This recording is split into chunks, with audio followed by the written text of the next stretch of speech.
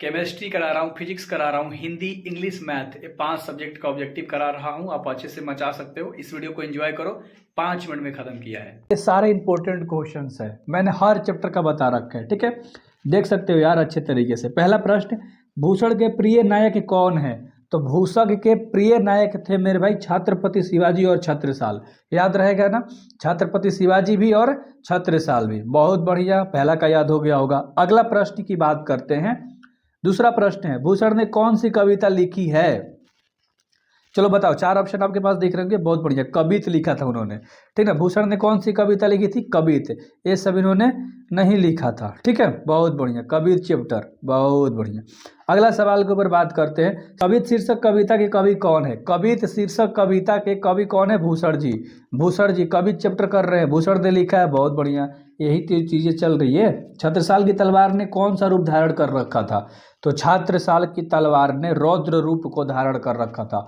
रौद्र रूप, शंकर जी का जैसा रूप था। समझ में आया ना? अगला सवाल, भूषण ने समुद्रगी से किसकी तुलना की है? तो भूषण ने समुद्रगी से शिवाजी की तुलना की है। किसकी?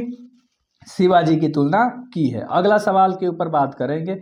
कवित के प्रथम में कौन सा रस है? कवित के प्रथम में कौन सा रस है? तो श्रृंगार रस है। कौन सा रस है? श्रृंगार रस है। अगला 7 नंबर का, कौन सी कृति भूषण की है? कौन सी कृति भूषण की है? शिवबाबनी। कौन सा? शिवबाबनी। ठीक है, अगला सवाल 8 नंबर का, महाकवि भूषण हिंदी साहित्य के लिए किस काल के कवि थे? ठीक ना, हिंदी साहित्य के पूछ रहा है, तो किस काल के कवि थे? तो रीति काल के कवि थे। कौन से काल के? रीति काल के। आपको ना आगे बोलना है, प्रयास करना, आगे बोलोगे ना चीजें समझ में आएंगी कि आपको कितना याद है। ठीक है मेरे भाई, 9 नंबर का सवाल करेंगे।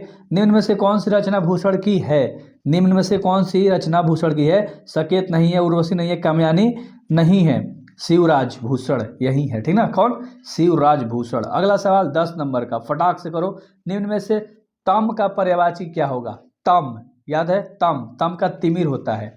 तम का तिमिर होता है। 11 नंबर का सवाल, फटाक से जवाब देना। छत्रसाल की तलवार काली माँ को क्या प्रदान कर रही थी? छत्रसाल की तलवार काली माँ को क्या प्रदान कर रही थी? 2 बार क्वेश्चन इसलिए बोलता हूं ताकि आपके दिमाग में गूंज जाए। तो भोजन प्रदान कर रही थी। क्या प्रदान कर रही थी? भोजन प्रदान कर रही थी। अगला, भूषण ने किस रस की प्रमुखता दी है? भूषण ने किस रस की प्रमुखता दी है? वीर रस की। वीर रस को प्रमुख रखा है। समझ में आया ना? अगला सवाल 13 नंबर का, चिंतामणि त्रिपाठी भूषण के कौन लगते थे? चिंतामणि त्रिपाठी भूषण के भाई लगते थे। चिंतामणि त्रिपाठी भूषण के कौन लगते थे? भाई लगते थे। 14 नंबर का सवाल है। ठीक है, शिवाजी के पुत्र का क्या नाम था? साहू जी। साहू जी, शिवाजी के पुत्र का क्या नाम था? साहू जी नाम था। आप भी यार 2 बार बोलो, जैसे मैं बोल रहा हूँ याद हो जाएगा अभी। छत्रसाल दशक में कितने छंद हैं? छत्रसाल दशक में 10 गो छंद है। कितने? 10। अगला सवाल, शिवराज भूषण ने कुल कितने अलंकारों का निरूपण हुआ है? ये जो शिवराज भूषण है, इसमें टोटल कितने अलंकार है आपको बताना है। ठीक ना, तो इसमें जो आंसर होगा मेरे भाई, ध्यान से सुनना, ये इंपॉर्टेंट क्वेश्चन है। 105 को कितना? 105। कितना? 105। अगला सवाल, भूषण ने मुख्यतः किस भाषा में रचना की है? तो भूषण ने ब्रज भाषा में, ठीक ना, ब्रज भाषा में रचना की है। याद रहेगा ना? अगला सवाल 18 नंबर का, अब खत्म ही होगा। भूषण की कृति कौन सी नहीं है?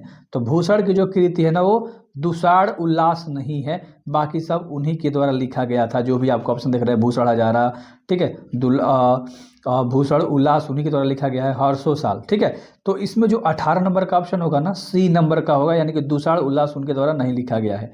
अगला सवाल के ऊपर बात करते हैं, तो याद हो गया होगा, शिव बावनी में कुल कितने मुक्तक हैं? 52। ठीक है, 52। ये मैंने इसलिए नहीं इसका ऑप्शन दिया है ना, बहुत ईजी सा सवाल था। ठीक है, तो याद हो गया होगा। अगला सवाल ध्यान से देखना, 20 नंबर का, भूषण जी का जन्म किस प्रदेश में हुआ था? तो भूषण जी का जन्म उत्तर प्रदेश में हुआ था। कहां पर? उत्तर प्रदेश में हुआ था। अगला सवाल, भूषण जी का जन्म कब हुआ था? ईस्वी का नाम बताना है। तो 21 का ऑप्शन नंबर क्या होगा? ये 1613 में। कब हुआ था मेरे भाई? 1613 में। अगला सवाल, कवि के पिताजी का नाम क्या था? तो कवि के पिताजी का नाम था मेरे भाई रत्नानंद त्रिपाठी। रत्नाकर, रत्नाकर त्रिपाठी, रत्नाकर त्रिपाठी। अगला सवाल, कवित पाठ में हाथी पर राज कौन करता था? सिंह करता था। कौन? सिंह। 23 नंबर का ऑप्शन नंबर ए हो जाएगा, सिंह राज करता था। अगला सवाल, छत्रसाल की तलवार शत्रु के गले में किस तरह लिपट जाती है? तो छत्रसाल की जो तलवार थी ना, शत्रु के गले में नागिन की तरह लपट जाती है। तो 24 को मोस्ट इंपॉर्टेंट क्वेश्चन था, जिसे हम लोगों ने 7 नहीं 5 मिनट में खत्म कर दिया। सो यार बेस्ट ऑफ लक सारे चैप्टर करने के लिए। Do subscribe man.